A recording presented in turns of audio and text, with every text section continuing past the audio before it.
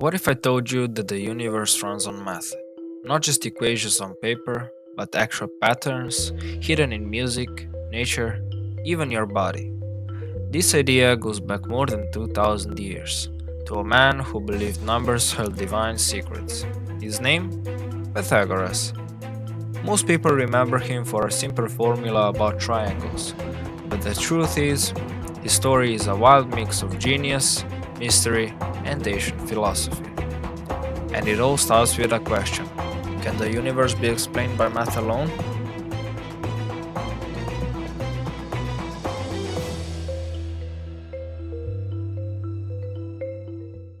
To understand Pythagoras, you have to forget everything you think you know about ancient mathematicians. He wasn't just a guy with a beard scribbling numbers on parchment, he was more like a cross between a scientist, a spiritual leader, and a philosopher. Born around 570 BCE on the Greek island of Samos, Pythagoras grew up in a world buzzing with trade, culture, and the exchange of ideas. His father was a merchant, which likely gave Pythagoras early exposure to different ways of thinking. But young Pythagoras wasn't content staying on the island. Like many great minds of his time, he sought knowledge far and wide. He traveled to Egypt, where he studied geometry and astronomy under the priests. Some sources even suggest he spent time in Babylon, learning mathematics and cosmology from the Magi, and possibly even further east into India. These journeys shaped his worldview. He wasn't just collecting facts, he was searching for something deeper: the structure behind the reality itself. When Pythagoras returned to the Greek world, he didn't become a teacher in the traditional sense. Instead, he founded a community in Croton, in southern Italy, where he taught philosophy. But to call it that doesn't quite capture it. This was more like a secret society. The Pythagoreans lived by strict rules. They dressed in white, practiced silence for long periods, abstained from meat and certain vegetables, especially beans. They believed in the transmigration of souls or reincarnation, but above all, they believed in the power of numbers. To them, mathematics wasn't just a tool, it was a pathway to enlightenment. Numbers had personalities, geometric shapes were sacred, and through the study of math, they believed they could align themselves with the order of the cosmos. In many ways, it was a blend of science, religion, and lifestyle all rolled into one. The most famous idea associated with Pythagoras is, of course, the Pythagorean theorem. In a right angled triangle, the square of the hypotenuse equals the sum of the squares of the other two sides. A squared plus b squared equals c squared.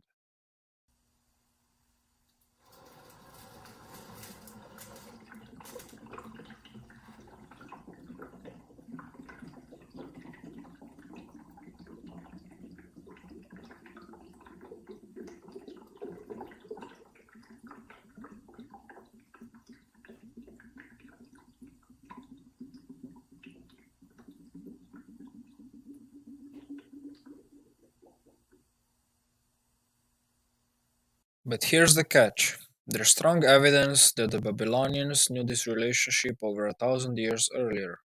So why is Pythagoras credited? Because while others may have used the formula, Pythagoras and his school were likely the first to prove it formally, logically, step by step, from first principles. That act of proof, of turning observation into deduction, marked a turning point.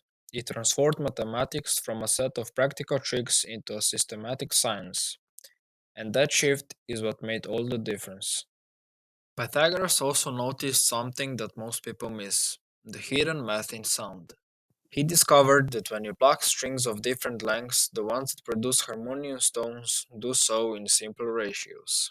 A string twice as long makes a sound an octave lower. A 3:2 ratio produces a perfect fifth.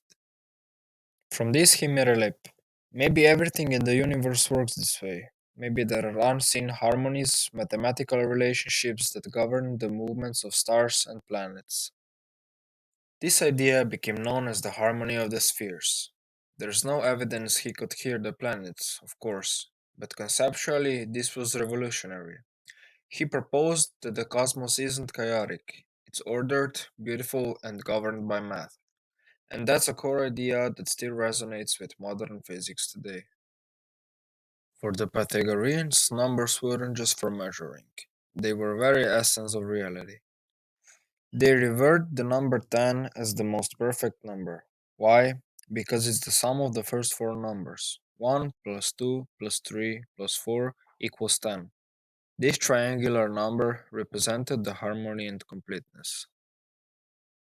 But their system wasn't flawless. One day, a student of the school named Hippasus discovered something disturbing. The square root of 2 couldn't be written as a ratio of two whole numbers. It was irrational. This shook the Pythagoreans to their core. If not all quantities could be neatly expressed in whole number ratios, what did that say about the universe? According to a legend, Hippasus was either exiled or even drowned for revealing this forbidden truth. Whether that's a fact or a myth, the story tells us how seriously they took the idea that numbers had to be perfect. It's kind of poetic, really. Pythagoras helped invent mathematical proof only for one of those proofs to break in his worldview. So why should we care about any of this today? I mean, the guy lived 2500 years ago. Well, it turns out his ideas shaped the trajectory of Western thought. His influence can be traced through Plato, who observed the idea of a universe governed by abstract truths. That led to Euclid, whose elements became the foundation of geometry. That eventually influenced thinkers like Kepler and Newton, who built the laws of motion and gravity and mathematical descriptions of nature. And today, from string theory to data encryption to computer simulations, we're still building on a foundation Pythagoras helped lay. He planted the seed that the universe is knowable, that its secrets are written in numbers, and that through reason we can uncover them. Pythagoras is one of history's most famous thinkers, but how much of what we know about him is actually true? He left behind no writings of his own. Everything we know comes from others, often written centuries later. So the question becomes, was Pythagoras a real scientist or a legend built by followers? Historians believe that many of the discoveries credited to him may have actually been made by his students. The cult like secrecy of the Pythagoreans meant they didn't distinguish between group and individual achievements. If one of them discovered something, it was automatically attributed to Pythagoras. Some stories say he could tame animals with music, others say he had a golden tie and could be in two places at once. These tales are clearly exaggerated, but they reflect how deeply people revered him, not just as a thinker, but almost as a supernatural figure. This blurring of man and myth wasn't unusual in ancient times. Think of other legendary figures, like Buddha or Homer, whose real lives are partially hidden by the stories told about them. For Pythagoras, being a mystery may have helped his ideas endure. People weren't just learning from a man, they were following a symbol of wisdom, balance, and cosmic order. And maybe that's why he still fascinates us today. He's not just a historical figure, he's a story. And stories have a way of sticking around. So, what can we take away from the life and the legend of Pythagoras? Whether or not he discovered the theorem named after him, whether or not he truly believed numbers held magical powers, Pythagoras helped spark a revolution in how we understand the universe. He showed that the world isn't just chaos, it's built on patterns, ratios, and harmony. His belief that math could explain everything, from the planets above to the music we play, was a radical idea that still shapes science today. But maybe, more importantly, Pythagoras reminds us that curiosity and wonder are timeless, that asking big questions about the soul, the stars, or the string of a lyre is a deeply human thing to do. His mix of logic and mythicism, science and spirit, shows us that it's okay not to have all the answers. In fact, that's where all discovery begins. So, next time you see a triangle, hear a chord, or notice something beautifully balanced in nature, remember the man who believed that behind it all was a perfect equation, a universe that signs in numbers. And maybe, just maybe, he was right.